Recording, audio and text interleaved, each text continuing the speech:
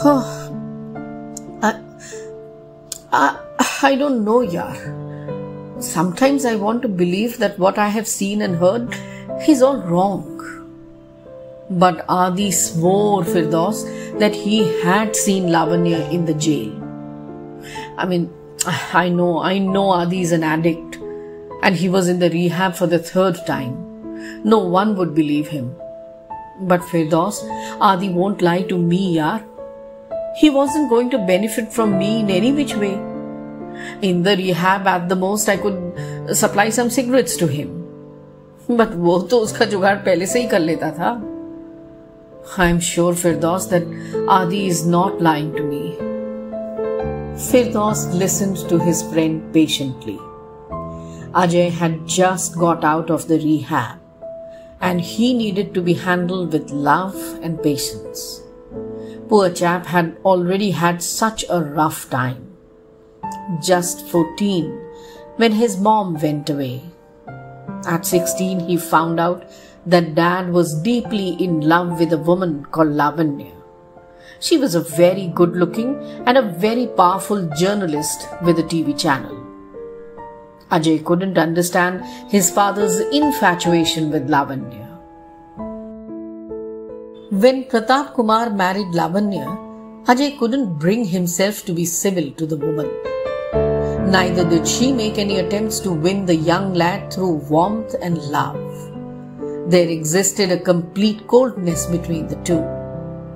Meal times for Ajay became a punishment, and Pratap Kumar blamed Ajay for this. He was so bewitched with Lavanya that he never found any fault with her. Ignored, sidelined, and always blamed by his father and stepmother, Ajay took to drinking by 17. By the time he turned 20, Ajay was not only addicted to alcohol but also to weed and marijuana. He was expelled from college. Finally, he was sent to a rehab. Ajay stayed there in the rehab for 6 months. When he came back, he had changed a lot. He realized that life was very precious and he couldn't waste it on alcohol and grass. His friend Firdaus helped Ajay get back on his feet. However, Ajay left his home and began to live in a rented accommodation. He started a small stationery shop and enrolled in college again. But Ajay remembered his mother every day and also missed his home, his room, and at times his father too. Ajay had always been uncomfortable around Lavanya, and somehow he felt that the woman had got married to his father only because of the luxurious life that the latter could give to her. Ajay instinctively knew that Lavanya's intentions were anything but noble. There were many instances which supported this gut feeling. For example, when Lavanya accused the family's servant since the last 2 decades, Madhu Kaka, of stealing her gold chain, Ajay knew it wasn't correct. Satyam, their driver, coincidentally had told Ajay that he had taken Mem Saab to a jewelry shop just a day before this incident. Ajay was sure Lavanya had sold off the gold chain.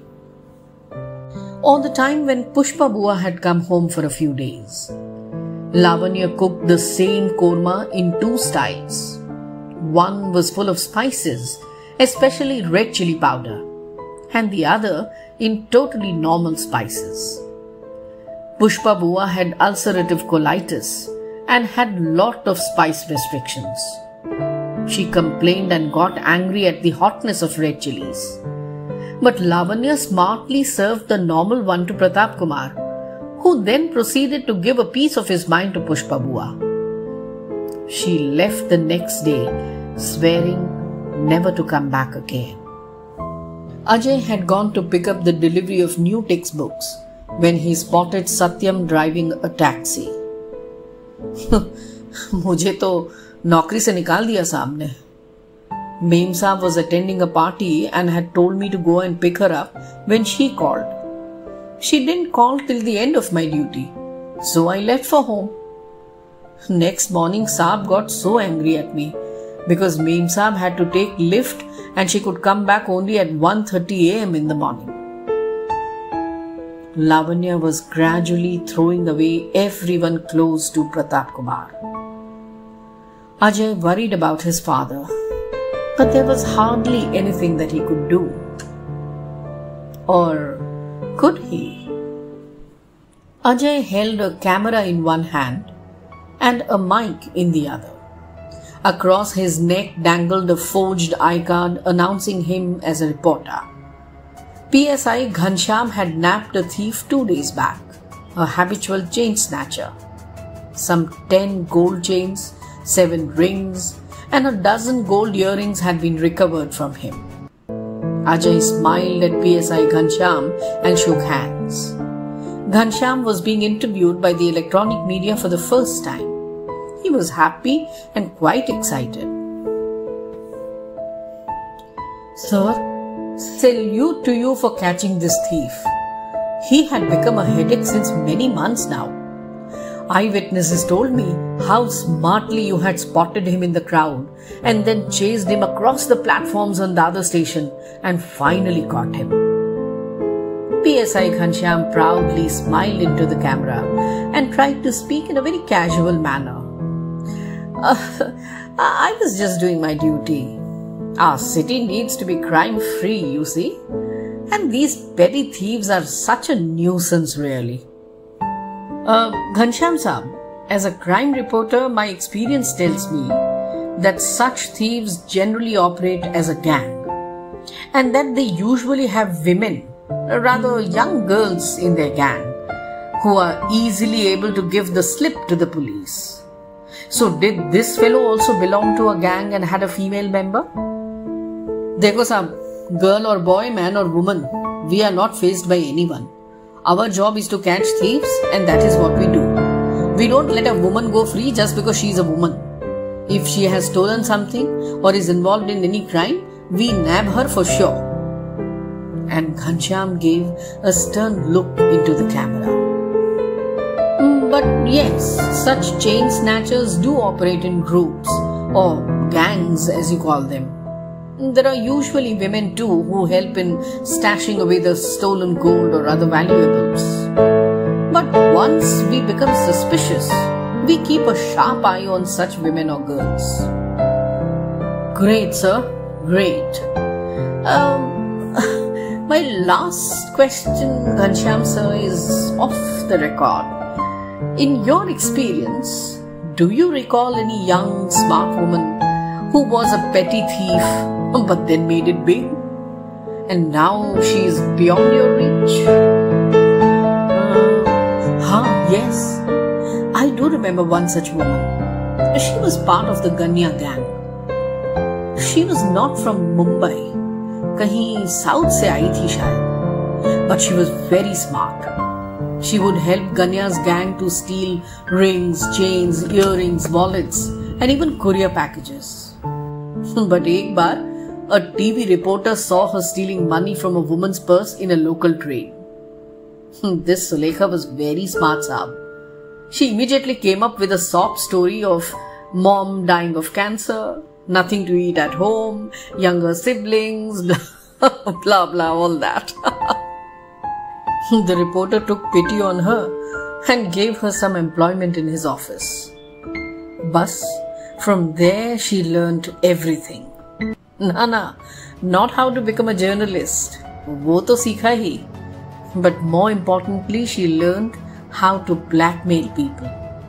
She would find out the skeletons hidden deep in the closets of the rich and the powerful, and then would blackmail them for money, promotion to better channels, and so many other things. I first encountered her when we were investigating the suicide case of a businessman. This fellow had employed children in his factory. Sulekha made a film on the children working there and began to blackmail this guy for a huge amount of money. The poor fellow got so scared that he killed himself. If we had been allowed to continue with our investigations, then we would have surely nabbed Sulekha. But one day, We got a call from the headquarters to push this case onto the cold shelf. Then I saw her many times on some TV shows.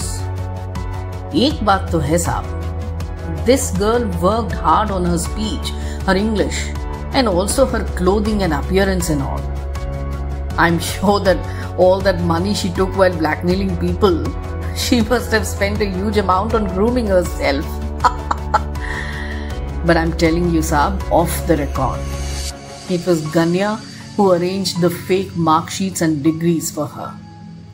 I'm sure he must have been blackmailing her, because after a few months, Ganya was pushed in front of a speeding train. He died on the spot. We knew who must have done this. But who could have dared to touch this female, Saab, or even point a finger at her? मैंने सुना she got married to a wealthy businessman, है ना? Anyways, उसकी वो जाने. आप चाय पिएंगे साहब? When Ajay came out of the police station, he finally switched off the recorder hidden under his shirt.